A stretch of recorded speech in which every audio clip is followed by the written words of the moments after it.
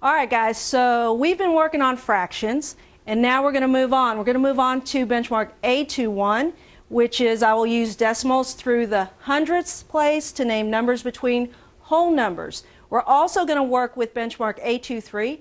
I will relate equivalent fractions in decimals with models, with and without models, including locations on the number line. So check this out. I'm going to pull this down. Here's our essential question. So today I want you to think about how we can use equivalent fractions and models to help us read and write decimals in standard and word form. So here's my problem. This spring I want to plant a garden. I want 4/10 of my garden to be corn, 7/10 of my garden to be spinach. How would I use my model or a model to assist me in writing the standard and word form of decimals for different parts of the garden? Okay, so we've seen it in money, we've seen it in gallons, and we've seen it just around. So here's my problem this spring when I want to plant my garden. I want 4/10 of it to be corn. So check this out. I have my chart up here. And I can use models, and today I'm going to go ahead and use this one because I know that this model has how many equal parts? 1, 2, 3, 4, 5, 6, 7, 8, 9, 10. So I know that with my fractions, and since this is the information I'm using, 4/10 of my garden, I know I need 10 equal parts, right?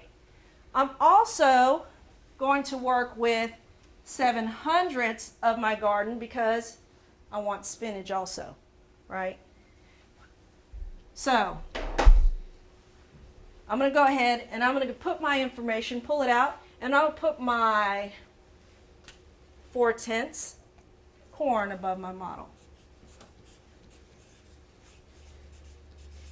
Okay, so we already talked about that denominator that lets me know I need 10 equal parts. But that numerator lets me know I need to use 4 of those equal parts. And that's going to represent my corn. So here's 1, 2, 3, 4.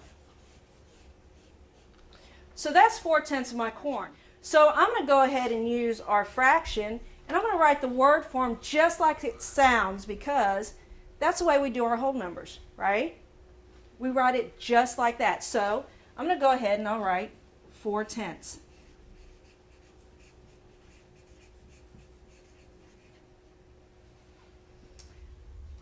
Well, so I have my word form. Now I need my standard form of the decimal. I have my place value chart here to help me. But check this out up here. I moved this one up here, and we've been working with numbers all year. And these are our whole numbers. But now, since we're talking about decimals, I'm going to change this a little bit because when I put our decimal point up there, now we have numbers to the right of our decimal. Our first place is tenths.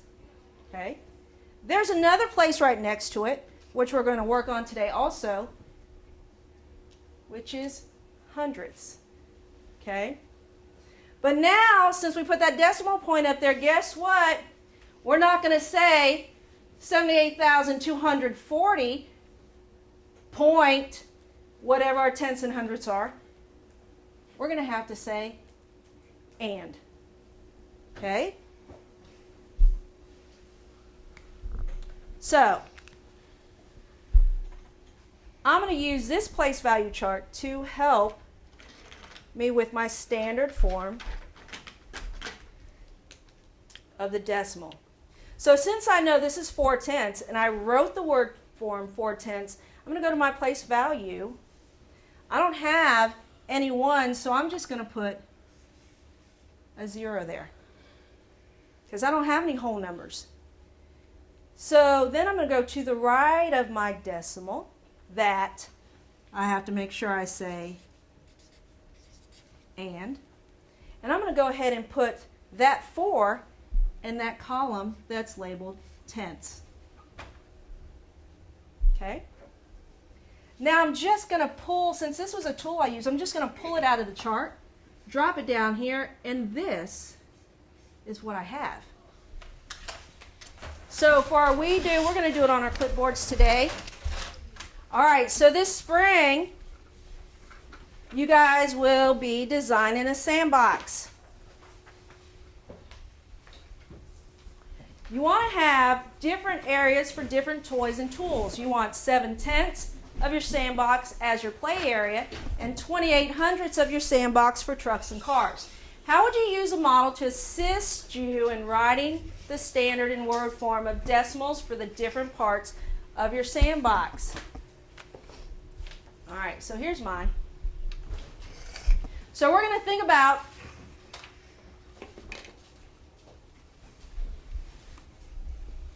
what I did first.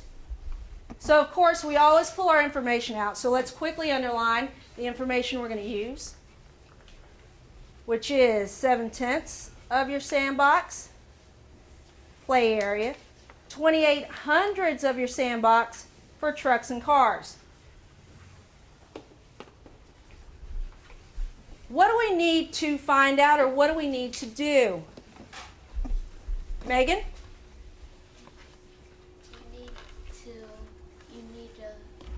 First, you need to shade in 7/10 in your area model.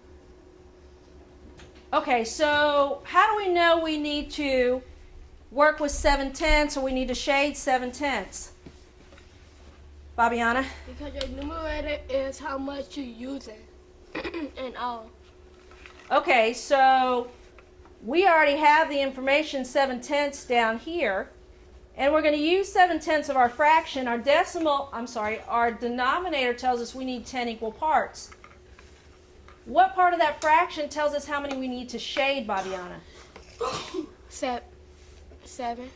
The numerator. The numerator, thank you. Okay, so quickly let's shade 1, 2, 3, 4, 5, 6, 7.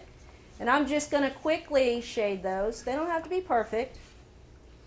But I want to go back up to our story problem. And remember, we want to use that model to help us write the standard in word form of decimals. So that's what we need to do. So after we shaded our model, what did we do next? You won't have to, because we're going to put our we do's in our interactive journal. All right. Entry, equivalent fractions and decimals. Get that in. Make sure that's glued into the right side. I'm going to give you a couple minutes to do that. When you've done that, just put your interactive journal to the side. You can use that as a tool along with my chart that we did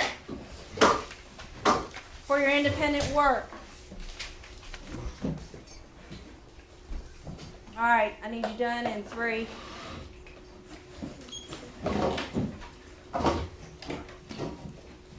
2,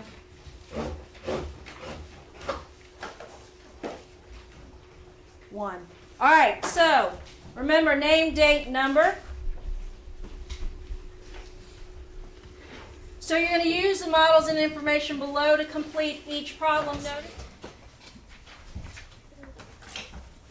All right, you have your name, date, number. So what's the first thing we did with that information that we were given, Marvin? You gotta shade in. It says Ms. Lombard painted 18 of the walls. So first, we gotta shade in 8 square boxes. Okay, what information told us we needed to do all of that? Okay, you guys finish that together. I'll be right back to check on them. How did you get this word form for that one? Because all you gotta, well, when you look back over here, it has the tenths, 100s, and the ones. Actually, go up here. It has the ones and the tenths. Well, if you come over here, it says 0.8. Well, if you do We're going to say 0.8 or not? No, 0 and 8. And 8. Yes. Well, you could do 8/10, and you could shade in 8/10 over Okay. here, and then you have 8/10, which, yeah.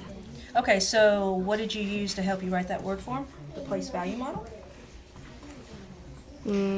Yes, and I knew that this was 8/10 because it has the 8 in the tenths place. Oh, okay.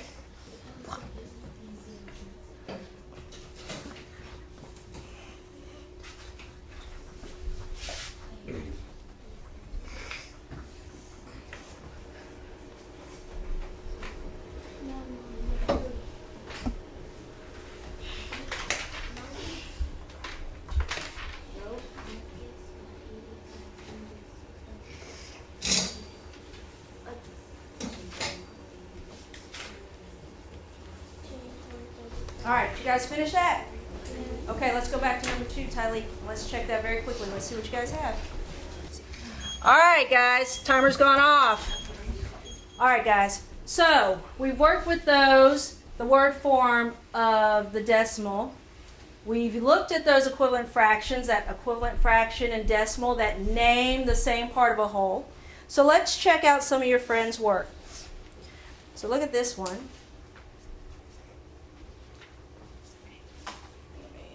Give me 1 second. Get that up there. Okay. So this is what they did. The information Miss Lombard painted 0 8/10 of a wall. How do you think they went from that information, standard form and word form? What do you think they did? Elena? They used the information from the Miss Lombard painted 8/10 of the wall for the standard form, and then they wrote it the way they would say it. Yeah, okay. And then from there, how did they get their fraction? How did they go from that word form to that fraction, that equivalent fraction?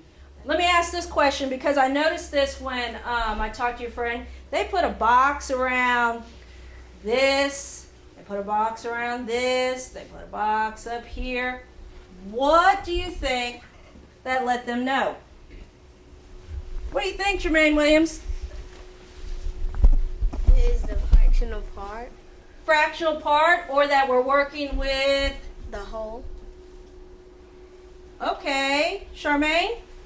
It tells us that we're working with a decimal. That we're working with decimals. All right, very quickly turn towards my easel and let's just chart some of your friends' thinking. So, Ms. Lombard painted 8/10 of a wall. So if I wanted to write that word form very quickly, what would I do? Megan, sorry. You would write 8/10 as you say it. Yeah, I would just write it like I say it. So that word form, remember, is just how I say it. 8/10.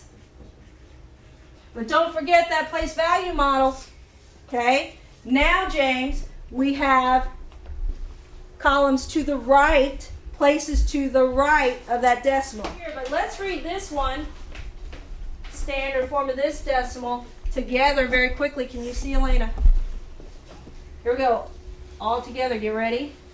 0 and 85 hundredths. Good job.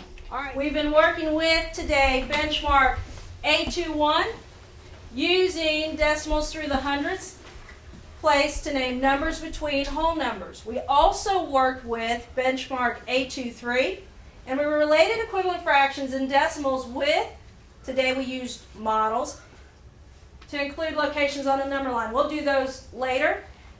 So remember, that essential question was, how can we use equivalent fractions and models to help us read and write decimals in standard and word form?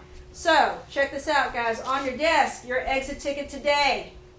Use the model to write the equivalent decimal in standard and word form. Information is there. I gave you a model. Standard and word form, no different from what you did today, but you're on your own. When you finish, you'll glue this on the left side of your journal. Questions?